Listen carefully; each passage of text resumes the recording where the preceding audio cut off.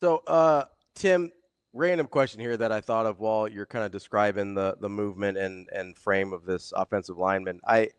As you're looking at high school guys that are projecting to be offensive tackles, especially, I guess is where this question is particularly going. But I guess on interior linemen to a certain extent as well. Do you prefer the guys that are kind of leaner and that can move really well and that kind of are going to have to put on a decent amount of weight? I'm talking at least like 30 pounds, like you guys that start off pretty lean. Or do you like the guys that like the frame is already built out and you're like, I can teach the footwork or I can do this or whatever? Like, is there a type, like a body type you gravitate toward as they're younger to say, those are the type of prospects I really like? Me personally, at tackle, I prefer a leaner body type at a younger age.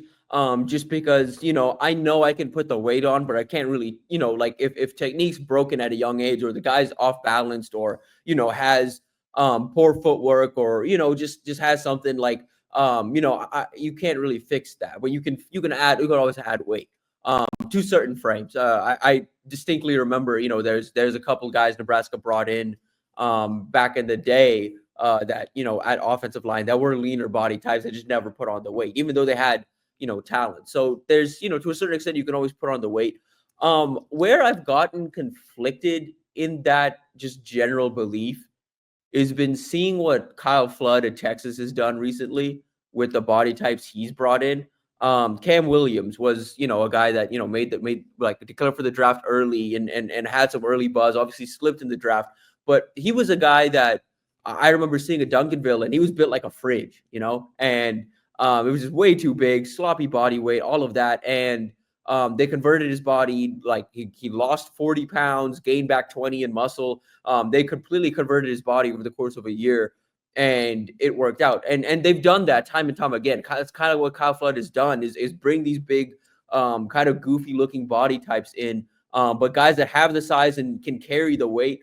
It's to me, I'm personally I think you need athletes out there at tackle. I prefer leaner body types at tackle, but I can recognize at the interior. But it is an interesting school of thought to be like, okay, this guy already knows we can carry the weight, even if it's bad weight. We know we can carry the weight and move well, and knows how to use that weight, and is naturally strong.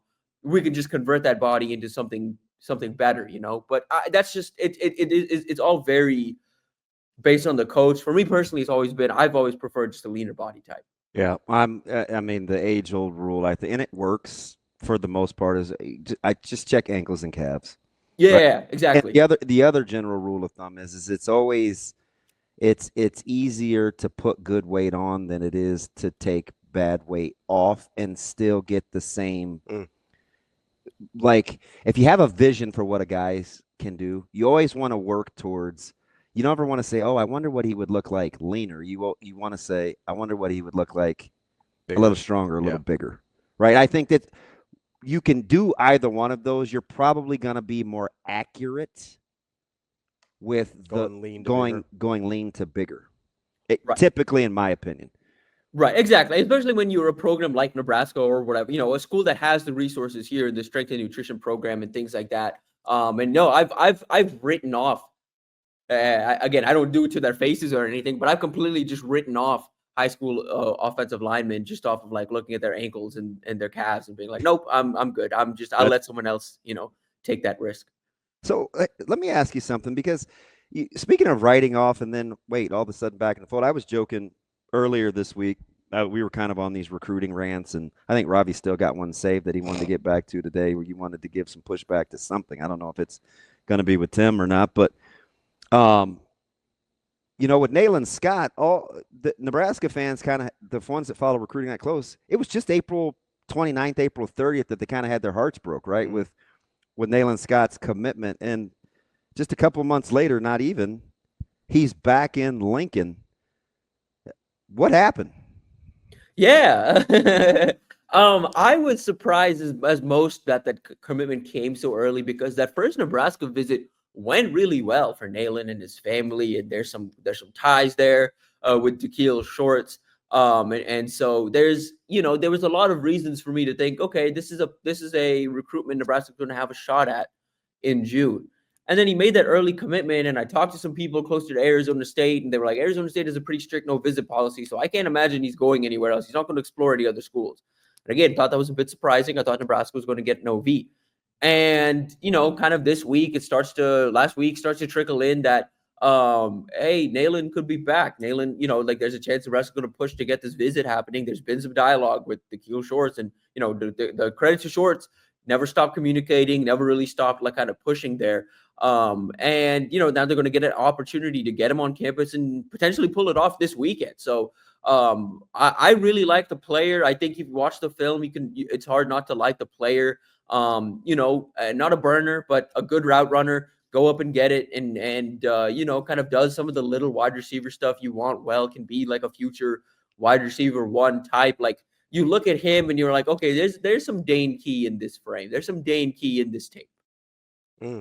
Tim, as you're speaking of some high profile guys that have decommitted places and then now committed other places, I did want to kind of return to the CJ Bronaugh of it all here, because I'm having obviously I understand he's a good prospect, right? Nebraska evaluated him early, liked him early, and then everybody in the rest of the free world realized that he's a good football player too. I'm having a really hard time, and I'm not a framing question at all there, TV. Not at all. Well, listen. We run the show. I'm trying to get what I want out of it, all right? Tim, I'm curious, especially with your guys' message boards and stuff like that, because obviously we see a lot of reaction from fans kind of live while we're doing this and in our mentions and stuff like that. You see it a lot on the message board side. I'm curious if you understand the level of, I guess the word I want to use is panic. It seems like people were really freaked out about the decommitment.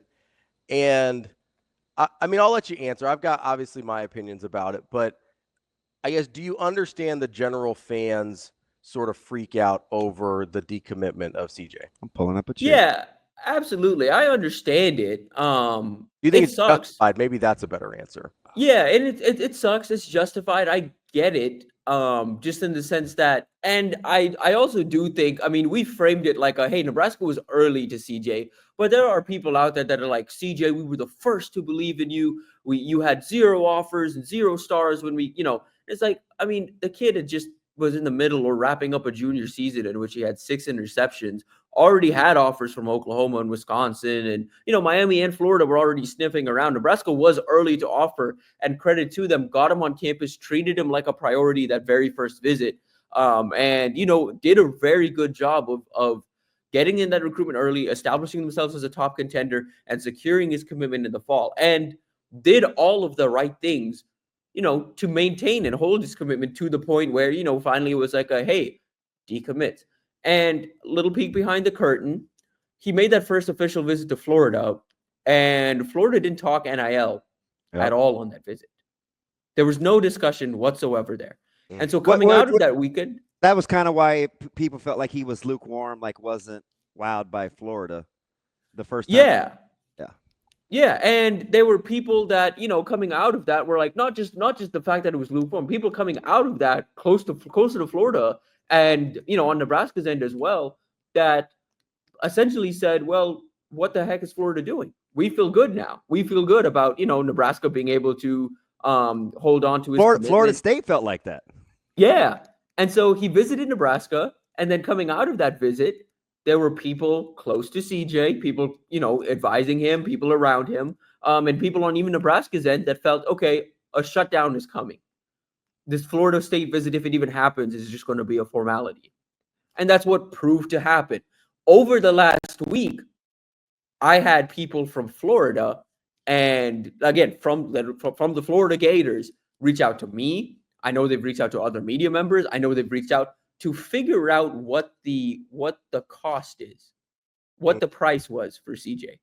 That's where they were at, was they were like, okay, we need to figure out how much, because Florida realized that at that point they messed up. They should have talked NIL that first visit. And that's just, and again, like that is just part of the recruitment of a top 10 cornerback in the country. Is NIL is definitely part of the conversation, but it wasn't the deciding factor here.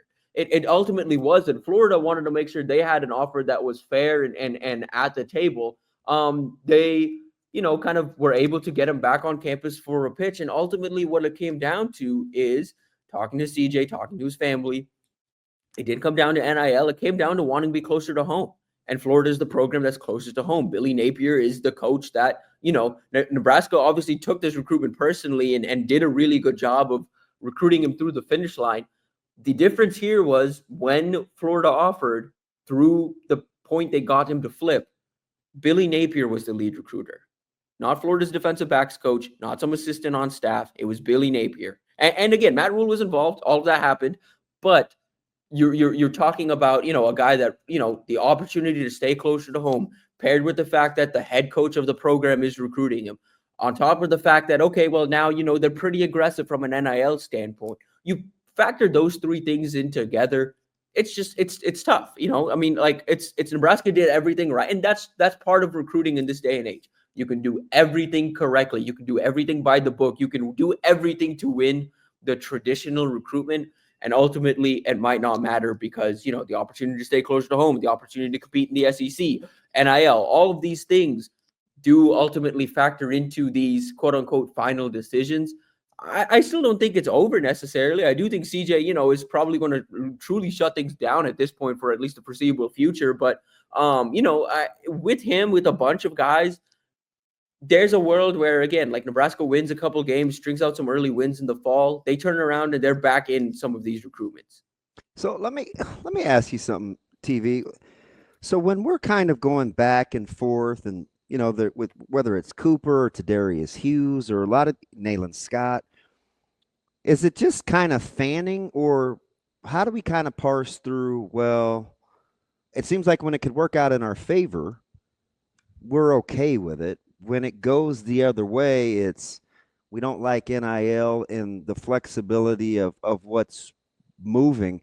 Do you think we'll be able to have a conversation at any point without it being said by the staff when and how they'll actually have takebacks with certain guys? Like, hey, I know it looks like it may be this. And maybe they don't go that detail into the explanation. Maybe it's more about what they're actually looking for during the recruiting process, where they can kind of set the record straight on guys that they'll entertain coming back in the fold. Because some guys have tried to come back, and Nebraska's like, thanks, but no thanks.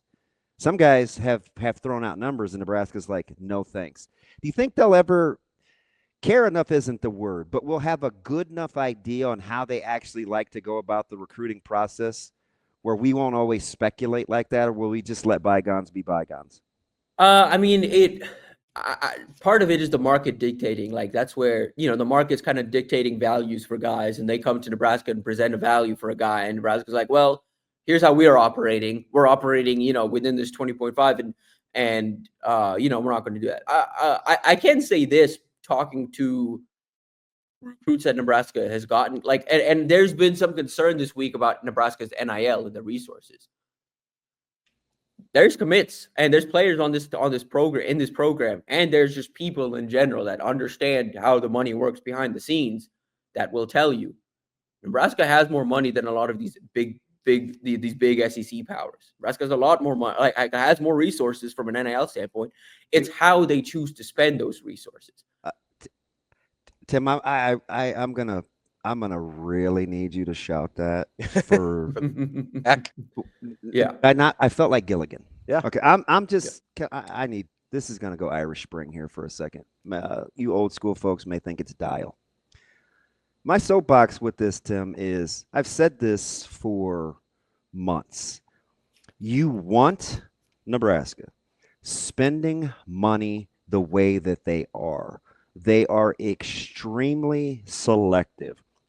It is tiered. They are going to work with a ton of savvy. You need to show some want to. You need to be invested in Nebraska first. It's almost like, yeah, you have to jump through some hoops. But if you want to get to where you both want to be, it has got to be a two-way street. And all of a sudden it was, well, it's coming down to NIL and Nebraska needs more money. And I'm like, you guys, that's not it. Oh, DB, just home run. I'm like, listen, I want 18. I want any of these NIL outfits to still make money. Don't get me wrong. Keep giving to 1890. But let's not operate like Nebraska is destitute and can't do what they want to financially. It's just in their nature to be fiscally savvy. In the long run, it's going to pay dividends. Like, and I and couldn't. they've only. I was getting, Yeah. it's just frustrating. It's like, because there was this narrative, and some of it was in the media, and whether it was message boards or even guys like it's gonna come down to, and Nebraska's not. No, Nebraska can. It's just, do they want to? They like, may not. Stop saying that. Yeah. There's a difference between, because I had people, like someone quoted me on my post earlier this week on like, just say you got out of bid, man, it's fine. It's like, that's not what. Again, there are times where there's a difference between getting outbid and being like, you know what, we're walking away. We're not spending that type of money. We've shown you everything we have to offer, and that's the part of it I don't think. The average, and I'm not saying Nebraska fans, because I think Nebraska fans recognize the program they have right now and the resources they have at the program right now. But the outsider doesn't recognize the leverage Nebraska kind of has when they talk to these recruits. When these guys come on campus and they see the facility and they talk to these coaches that have been in the NFL, and they talk to an Addison Williams and a Da'Keel Shorts, and they look at their track records, and it's like, well, you have an opportunity to come here and get the best, training, the best nutrition, to live in a state and live and operate out of, a literally state-of-the-art facility that, programs across the country that can't compete with. And this is, like, again, proven at this point across the last year, from recruits in the 25 class and the 26 class and the 27 class that have been all over the country, that have seen all these other programs and seen all these other facilities, and they know Nebraska's is the best. Nebraska has the best facility in the country. So they operate off the leverage of that. And if and when they do start winning some games, all of a sudden it's like, okay, well, they have a whole lot more, leverage now, where it's like, oh, do you want to be part of a winning program that has all of these resources? Then here's our fair valuation. Like, here's where we see you're at. And there are big boy programs right now that do have that success, that are able to do those things that Nebraska can't really right now, because they don't have that success. So yeah, there's this points where, but at the same time, Nebraska isn't also going to go out there and say, okay, well, we don't have the wins yet, but we really want you. So here's we're going to set the market for you. Here you go. Here's the highest offer. Ask Sanders Jr., ask Pritchett, ask Spence, because and the beauty of it, and sometimes it means a couple of things, but I use the same term. Like, I always say, if Nebraska starts winning, they'll become a monster. Guess what's not going to change if they start winning? How they spend. Yeah. Guess what's not going to change if they start winning? How they evaluate.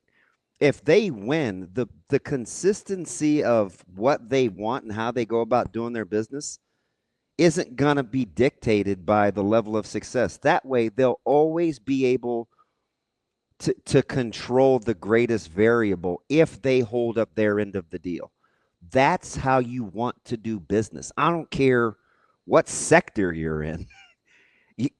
You want to be the least vulnerable to variables at the end of the day, and that's how they're trying to position themselves. Well, and one of the biggest variables, it seems like right now, it's what players want and what agents want. They're not gonna succumb to that. Well, it's player movement, right? Like, player movement. Well, in general, yes. Yeah, is one of the biggest variables right now. And so if Nebraska says, like, if Nebraska truly believes, and I think this is true, that, hey, if we can keep a team together for 2 or 3 years, instead of being like, I think they're more concerned about vetting prospects than they are about winning recruitments in terms of having guys be there long term.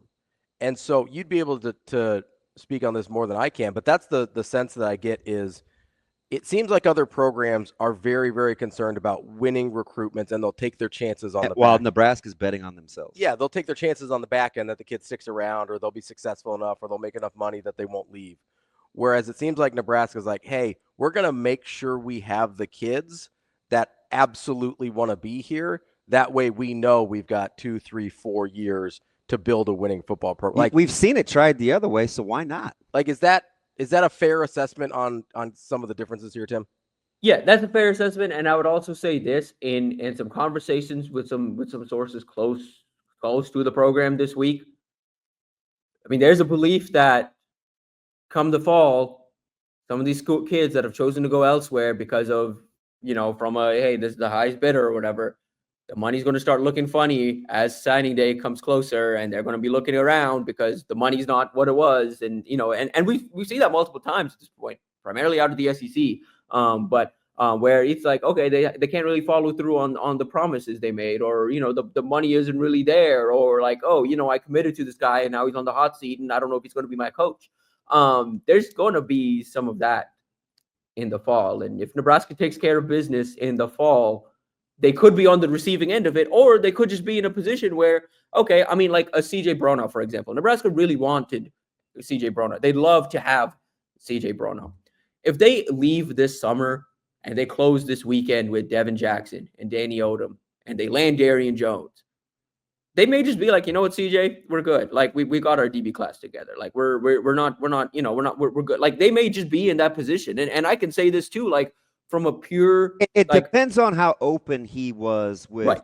with Coach Rhule and how he feels about Exactly how he approached. Yes, how he approached. He's not going to be played and say, "Oh, you want to come back." Like I said this from the jump. It better be a good reason why you didn't come around the first time. Yeah, exactly. So yeah, like, and that's just kind of, I mean, where things are kind of at right now. And I know that's frustrating to hear, but like, it's not any different than what we've been saying since before last football season, where Nebraska needs to string together some wins and the recruiting wins will come. And we saw, you know, what a 7-5 season did for them on the recruiting trail in terms of the portal and how they were able to close last cycle in terms of showing them, okay, we're making progress. You show another step forward in progress, you see the groundwork that's being laid already in the 2027 class. Just yesterday, I put up, you know, a Timbits piece on like, hey, here are the top guys they've already reached out to. And all of these guys have already visited campus. And you're talking about, you know, 5 of the top 6 offensive tackles in the country. You're talking about some of the top edge rushers in the country. You're talking about the number 1 tight end in the country. You're talking about some of the best wide receivers in the country. You're talking about some of the best in 27. And again, if Nebraska takes care of business in the fall, we're not going to be having these NIL discussions. We're not going to be having these like, oh, Nebraska. And at the end of the day, like, I want to add this in as well, because I got some pushback when I said Nebraska's not going to, you know, kind of compromise their standard for anybody. Nebraska isn't a top 25 team yet, but that doesn't stop them from carrying. And it's not going to prevent them, yes, from operating like a top 25 team. They want to get to that point, so they're going to be recruiting like a top 25 team. Yep.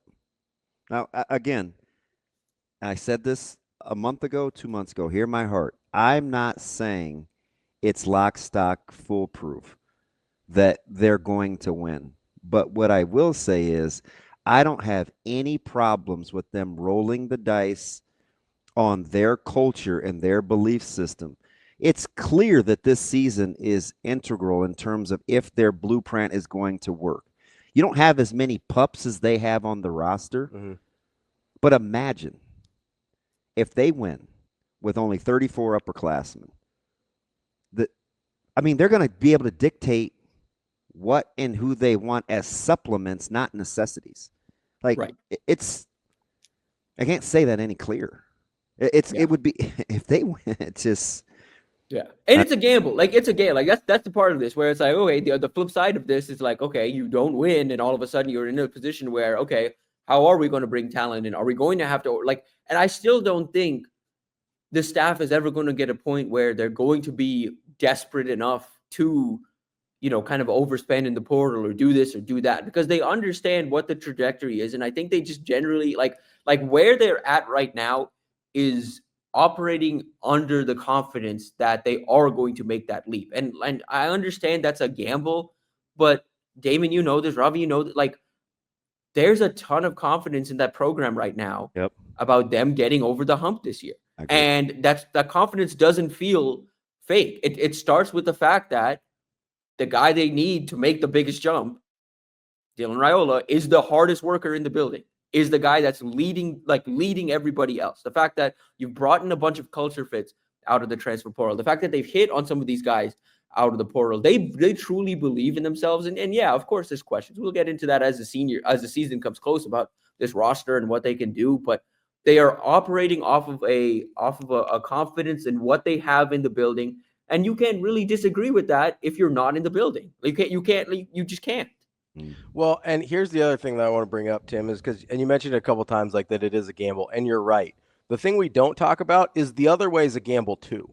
It's just different. You're just rolling the dice on something else. You're rolling the dice on outspending someone that maybe didn't really want to be there in the first place, and you're like, okay, is that compromising my culture? Or like you're gambling the other way too. I don't like the term gambling, even though I probably said it, because I look at it like this.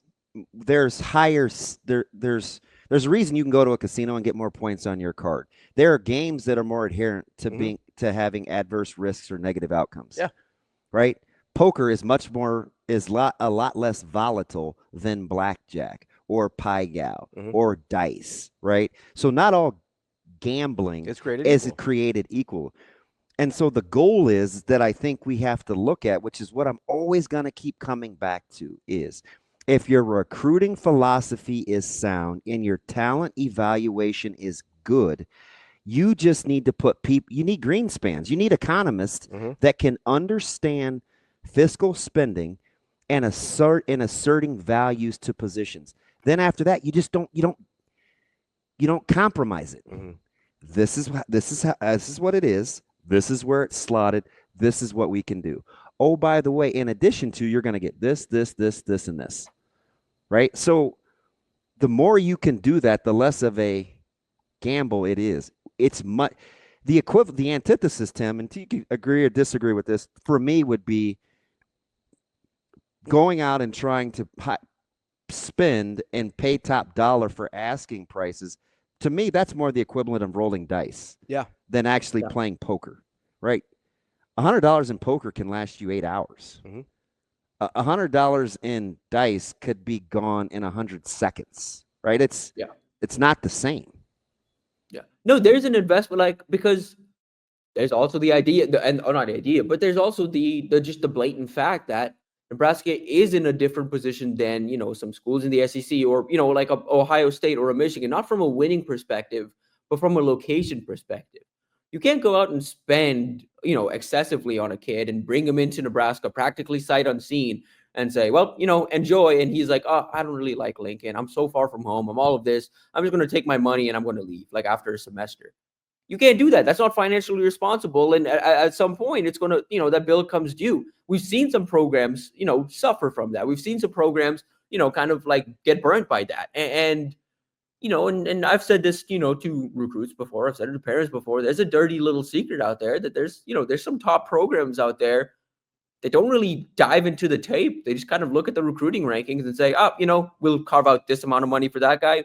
If he turns it down, we'll just move on to the next guy on the list. They don't really dive. And so if that guy accepts the money and he comes to campus and he doesn't really work out, then it's like, oh, well, you spent all that money for a guy that you didn't really evaluate and you weren't really sure that he was going to work out, but you saw the ranking and you saw this and all of that. And yeah, there's a lot of work that goes into the rankings, but there's also the idea that, hey, some guys physically mature and physically peak in high school.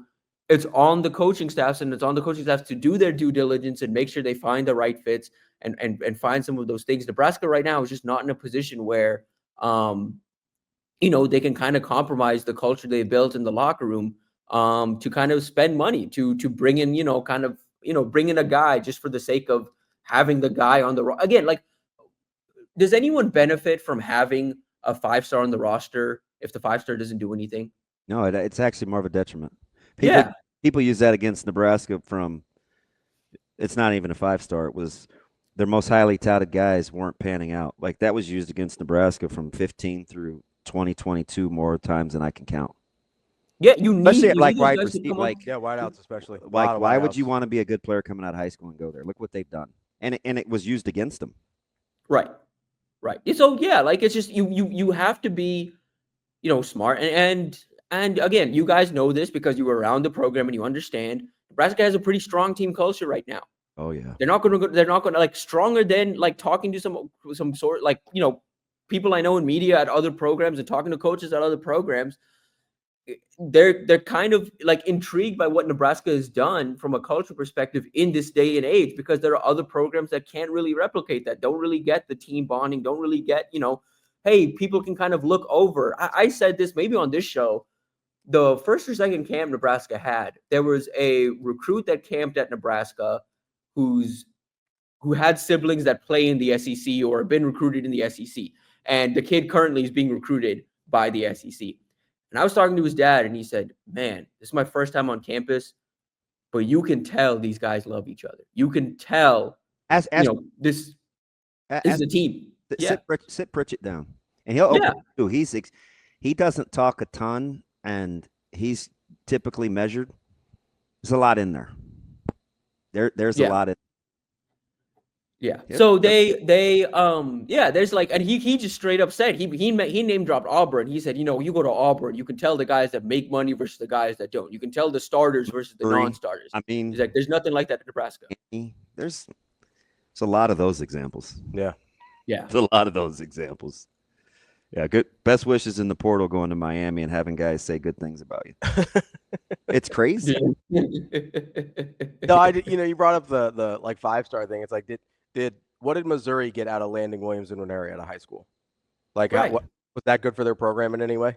Well, you're getting some state pushback. You know what I mean? Like, was there any benefits there? So I think the point's a valid one there, Tim.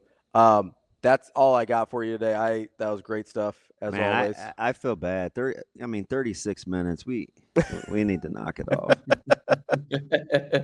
Likes talking to us. It's all right. You need to cut it out. Good stuff, Tim. I always enjoy this show. I appreciate y'all making the time for me. Appreciate the time as always, Tim. That's Tim Verghese Inside Nebraska.